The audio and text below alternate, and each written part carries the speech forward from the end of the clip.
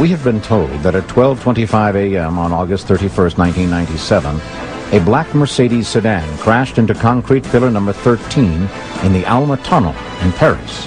An accident resulting from too much speed, alcohol, and drugs. Was there more than just paparazzi on motorbikes chasing the speeding Mercedes? Is it possible that the driver of a white Fiat Uno was really a British agent? And if so, what was his role in turning the Alma Tunnel into Diana's death trap? Princess Diana expressed fear of British Secret Service operatives working for MI5 and MI6. Was this fear finally and irrevocably proven correct? Was all of this really just a garden variety accident involving speed, booze, and drugs? Or is there something British and French authorities aren't telling us? We'll attempt to rip open the shroud of secrecy surrounding the death of Princess Diana when we come back. Do the actual circumstances, evidence, and witnesses of the Alma Tunnel crash support the Paris judge's conclusion that alcohol, drugs, and high speed caused a fatal crash? Was Henri Paul really drunk at the wheel? Dodi's father, Mohammed Al-Fayed, is certain that's not what happened in the Alma Tunnel. It was a plot, conspiracy to get rid of Diana and my son, and I am not gonna rest until get the truth.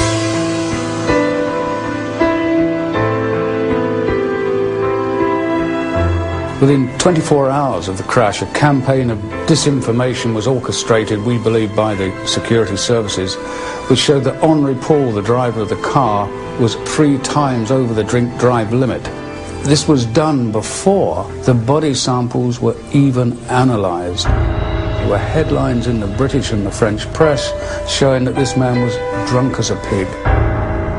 I went to Paris with Professor Peter Vanessis on Tuesday, just over a day after the fatal crash, and at that time Peter Vanessis asked for the right to conduct a separate independent post-mortem, as would be the right either in the UK or the United States of America. But this was refused without reason by the French.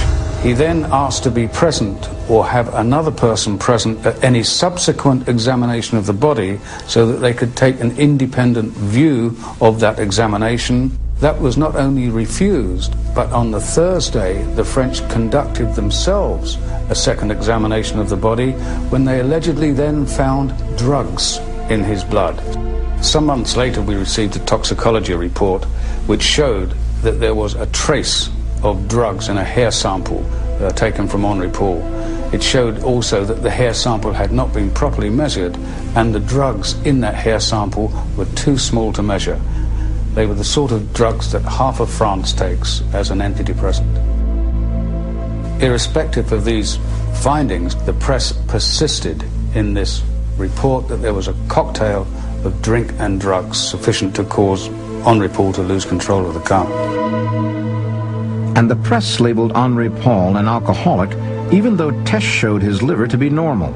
It was solely on the back of the highly suspicious blood analysis that the crash was declared an accident.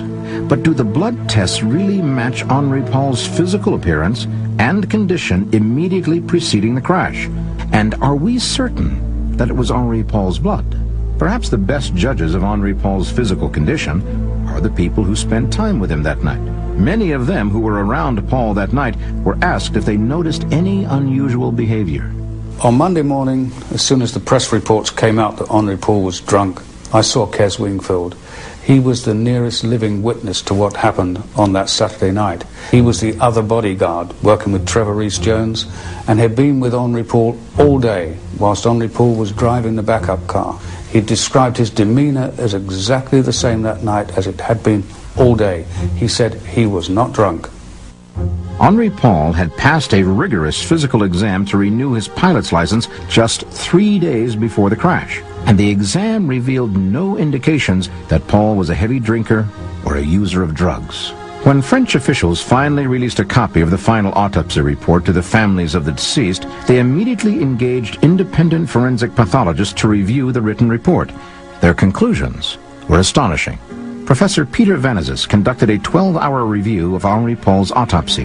His family wanted to know if there was any evidence from the examination indicating Paul was an alcoholic. No, there was no indication of that at all at the autopsy. There's ample evidence of negligent handling of Paul's blood sample. Blood samples taken from him then were not refrigerated. This raises the real possibility of contamination. If samples are not stored at reasonably cold temperatures, then you have the added element of the blood actually slightly decomposing and producing extra alcohol within the blood. And this can give you problems with the analysis. Blood alcohol content was lacking, but what they did find still has pathologists shaking their heads.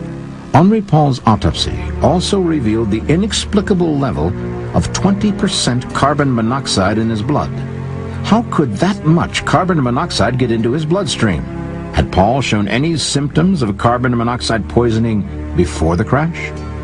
The level that was measured in Henri Paul at the time that he died would indicate that, say, some 2 hours prior to his death, he might have had a level of 30%. But if you got a level of about 30%, someone would have a decided headache. You would have real throbbing in the temples. The headache would be unmistakable. There would be certainly a lack of coordination. It doesn't strike me, when you look at the pictures of Henri Paul, of a man who is really suffering. It doesn't look as if he's got a headache. He's not massaging his temples to try and reduce the pain in any way. He seems to be someone who is quite relaxed in his environment, in control. He's talking to people, giving orders. The official French report of the accident adopted the explanation put forward by the official French pathologist and toxicologist, that the carbon monoxide could have come from the airbags. Is this even possible? Mercedes-Benz have confirmed that there is no carbon monoxide in their airbags. Their airbags are designed to save life, not to kill. In any event, Henri Paul died instantly. He could not have drawn a breath. We've also checked the blood of Dodi from sampling, and it shows that he had no carbon monoxide in his blood. The statement put out by the French that the carbon monoxide in Henri Paul's blood was due to the airbags was blatantly false.